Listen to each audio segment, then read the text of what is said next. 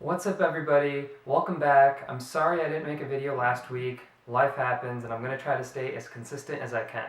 We've got two reflections for today, so let's get right to it. So I've been on my surgery rotation, and last week we had a wellness session with all of the residents. And in that session, we were sharing different things about our life, things that we're stressed about, things that we hope to do, our goals, our aspirations, and different things like that. And so it was me, a few other students, and a bunch of surgery residents. And a lot of the things that they said, I felt were very superficial.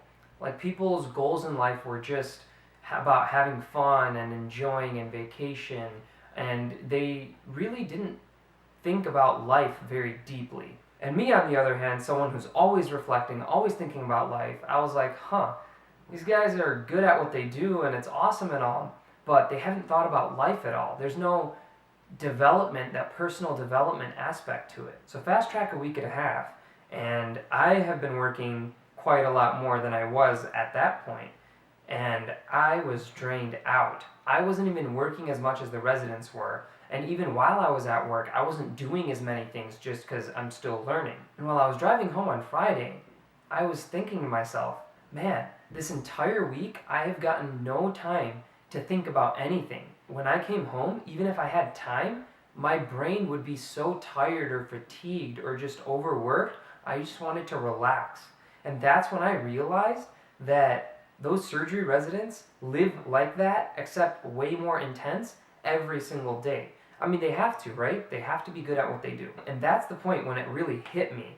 Like, I shouldn't judge other people for not thinking about things or for not being as developed or anything like that because I don't know their situation. And of course, I knew that. But after going through that experience, it really settled in my mind. I myself had started to live like a robot and not spend as much time with my family, not spend as much time talking to my friends or engaging in my hobbies or listening to music or anything of that sort. But that also led me to think that if anyone works that much, that many hours a week, and that hard, I feel that anyone's personality would change. And that really goes to show that, a lot of us keep work as a priority in life. We'll push aside everything else to make sure that we have a job, we can maintain that job, we can keep moving up the ladder, get on top of the food chain, keep earning money, get a raise, and things like that. Because, of course, that's such an integral part of life, making a living. But I feel that when people work so much, they miss out on a lot of other experiences, and that in the long term can cause a lot of unhappiness and dissatisfaction. Even if you love your job, even if you know your purpose and why you're doing your job, why you chose your occupation, anyone working that much would have a difficult time maintaining balance in other areas of life. And I think that inability to maintain balance in life eventually leads to all these things. I mean, there has to be a reason where careers and specialties in medicine have the highest burnout rates of any other career.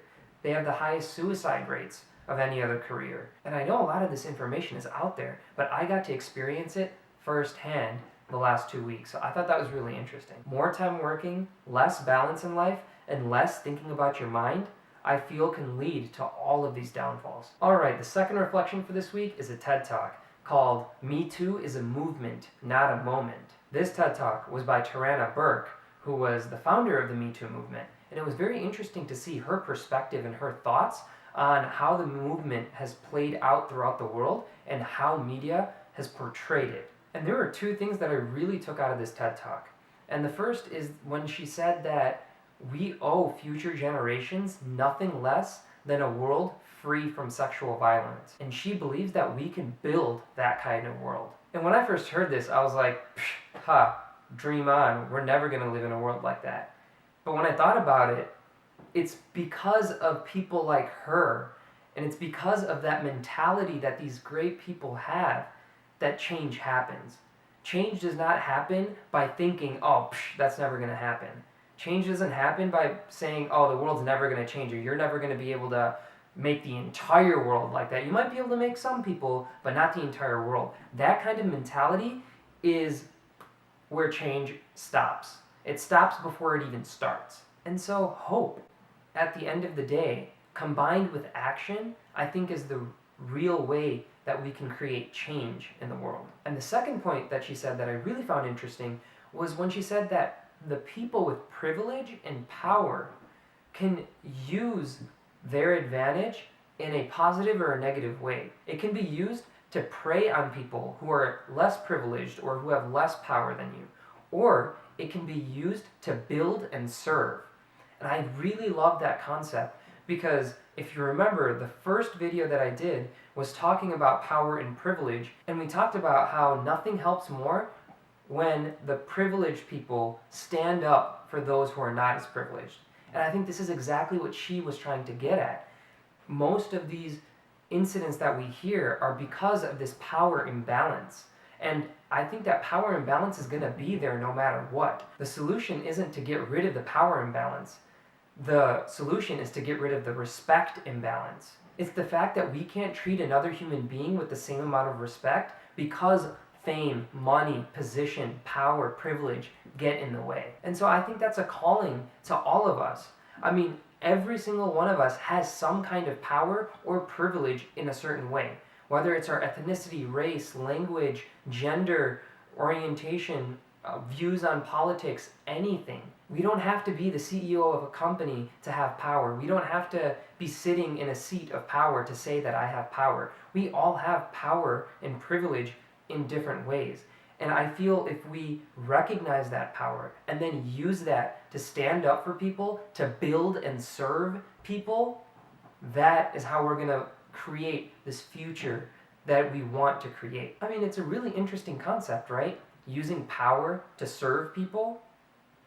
Those two things should go hand in hand. Do they? Not really. But we can't just point fingers at other people and say, ha, they're not doing it.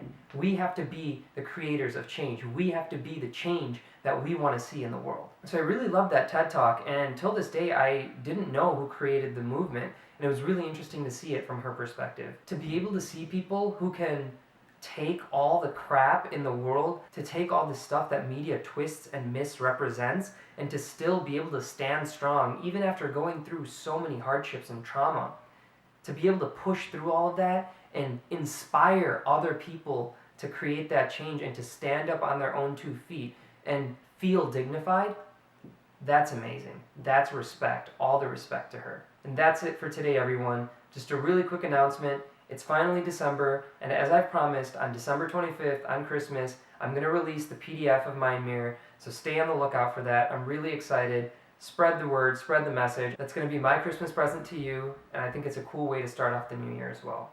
Hope you keep reflecting.